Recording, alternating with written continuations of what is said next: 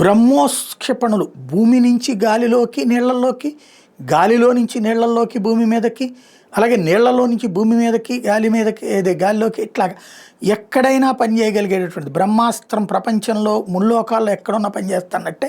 అందుకే బ్రహ్మోస్ అని పేరు పెట్టారు. ఆ బ్రహ్మోస్కి సంబంధించినటువంటిది ఈ ఇండియన్ ఫైటర్ జెట్లో అమర్చడానికి వాటి సైజుని తగ్గించాలన్నది డిఆర్డిఓ నిర్ణయించింది. లాంగ్ సైజు మిస్సైళ్ళని కాస్త షార్ట్ సైజుకి తగ్గిస్తారు. ప్రస్తుతం 3.5 మాక్ స్పీడ్ ఉంది. అదే స్పీడ్తో కంటిన్యూ అయ్యే విధంగా చూస్తారు. వెయిట్ని 1.6 నుంచి 1.3 టన్నులకి తగ్గించబోతున్నారు. లెంత్ ఇప్పుడు 8.4 మీటర్లు ఉంది, 6 మీటర్లకి తగ్గించబోతున్నారు. అలాగే 3.5 క్లాస్ స్పీడ్ అయితే మాక్ స్పీడ్ అయితే కంటిన్యూ చేస్తారు. ఏఈఎస్ఎస్ సీకర్ అనేటటువంటిది ఏర్పాటు చేస్తారు.